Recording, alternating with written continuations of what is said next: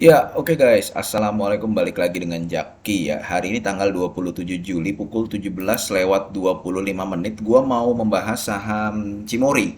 Karena Cimori sudah merilis laporan keuangan kuartal 2 tahun 2024. Sekarang dihargai di angka 5.000.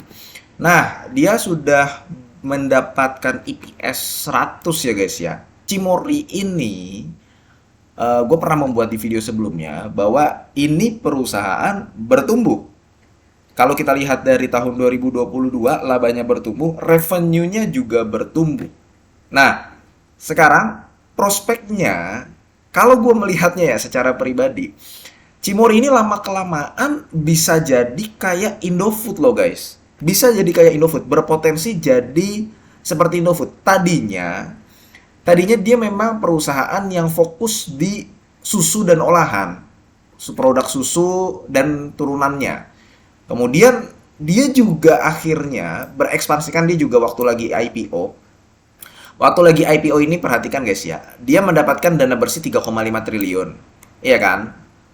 Kemudian dana bersih ini rencananya akan digunakan untuk belanja modal 1,1 triliun, penyetoran modal ke entitas anak Makro Prima. Ini Makro Prima ini yang penjualan makanan, penjualan makanan, pemproduksi makanan.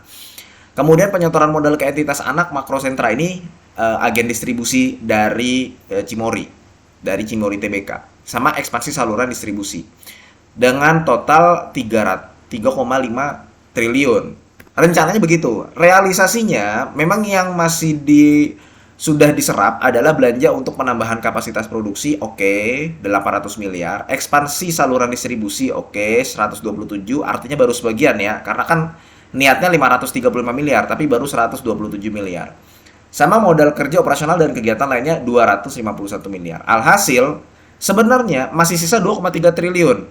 Kelihatan guys ya, masih sisa 2,3 triliun. Nah, belakangan Cimori ini melalui anak usahanya yang namanya Makro Prima tadi, ya, dia niatnya mau bukan membangun sih, melakukan tambahan usaha baru. Tambahan usaha barunya apa? Yang tadinya susu, ya.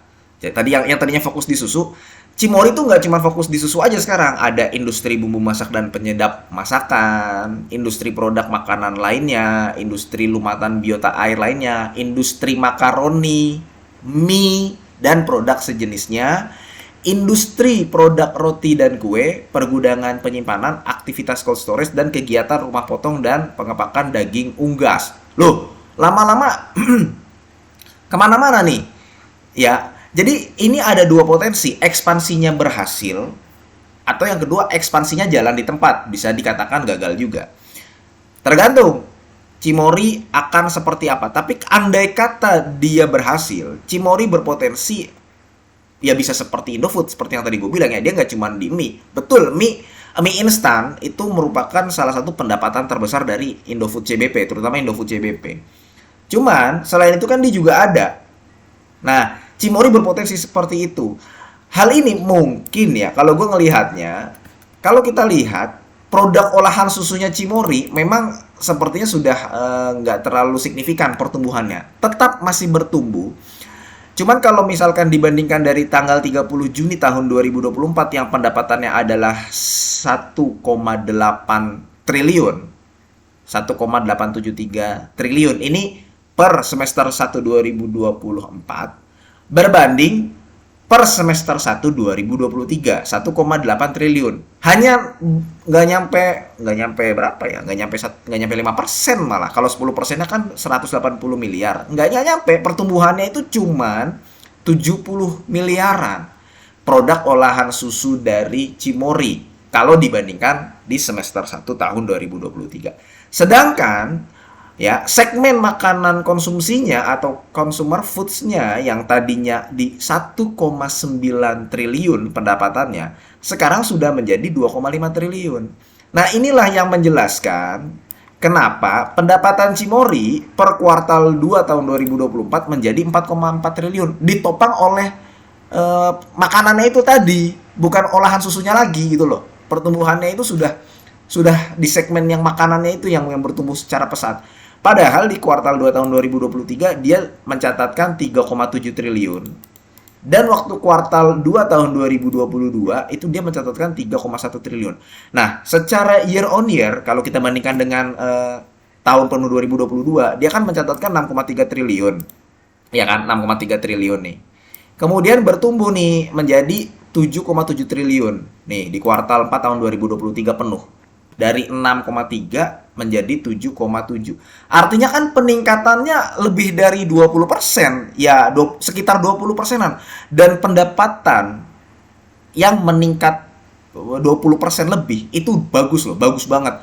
Biasanya perusahaan-perusahaan besar itu menargetkan pendapatan bertumbuh di setiap tahun itu 10%. Kadang ada yang terrealisasi, kadang tidak terrealisasi. Malah pendapatannya cuma bertumbuh 5%. Cimory dari tahun 2022 ke 2023 itu pendapatannya bertumbuh di sekitar 20%. Dan kalau kita lihat di tahun 2024 yang tadinya 7,7 triliun, yang tadi sekarang kan 4,4. Kalau misalkan di setahun kan bisa bertumbuh ya hampir 20% juga, dari 7,7 menjadi 8,8. Ya nggak nyampe 20% sih. Memang semakin besar itu pertumbuhannya akan nggak terlalu besar lagi gitu. Semakin perusahaan besar, pertumbuhannya juga nggak bisa gede-gede banget lagi gitu. Cuman ya gini guys, Cimory ini ya walaupun terkenal sebagai perusahaan yang mahal, sebenarnya dia cuma mahal aja sih. Cuman mahal aja.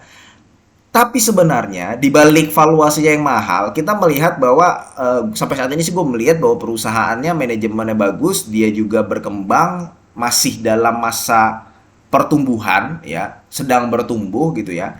Apalagi ya kita melihat bahwa ada potensi Cimory ini masuk ke segmen ini. Sekali lagi guys ya, ini belum tentu berhasil atau ini belum tentu mempengaruhi penjualan dan pendapatan Cimory secara signifikan. Tapi setidaknya kita sampai hari ini, sampai detik ini, sampai laporan keuangan kuartal 2 tahun 2024, Cimory masih bertumbuh. Dan kalau misalkan Cimory masih bertumbuh, ya, kalau misalkan pendapatan labanya bertumbuh, IPS-nya bertumbuh, alhasil potensi dividennya juga lama-lama makin meningkat, mau semahal apapun Cimory, ya, PBV-nya 6,58, PER-nya 2,24 ya sahamnya akan naik guys. Semahal apapun ya. Kalau gue sih melihatnya begitu ya, walaupun ini nggak bisa disamaratakan ke semua saham, tapi gue melihatnya bahwa biasanya ketika sebuah saham valuasinya mahal, tapi dia kinerjanya terus bertumbuh, masih ada potensi bertumbuh, investor biasanya tetap akan beli. Dan kalau investor beli barangnya, beli saham Cimory, ya harga sahamnya naik. Kayak gitu guys. Jangan lupa loh, Cimory itu termasuk perusahaan consumer goods yang memiliki net profit margin tinggi. Ya, kalau gue lihat ya kayak Indofood itu di angka 7%-an. Ada sih yang tinggi sebenarnya Ultra Jaya tinggi, Mayora juga cukup tinggi. Tapi sebenarnya yang paling tinggi salah satunya adalah Cimory. Itu perusahaan consumer. Nah, dia bisa nggak nih mempertahankan net profit margin ini? ROE-nya juga tinggi, ya, DER-nya juga rendah. Berbeda dengan perusahaan lain, Cimory ini buat berekspansi. Ya. Kalau misalkan dia mau, dia nggak perlu berhutang ke bank. Dia nggak perlu lagi melaksanakan right issue gitu loh. Nggak perlu lagi melaksanakan private placement saat ini. Saat ini ya guys ya. Karena kenapa? Ya karena dananya masih ada. Dan itu belum digunakan ke anak usahanya ini yang rencananya akan mengelola bisnis tambahannya ini nih guys.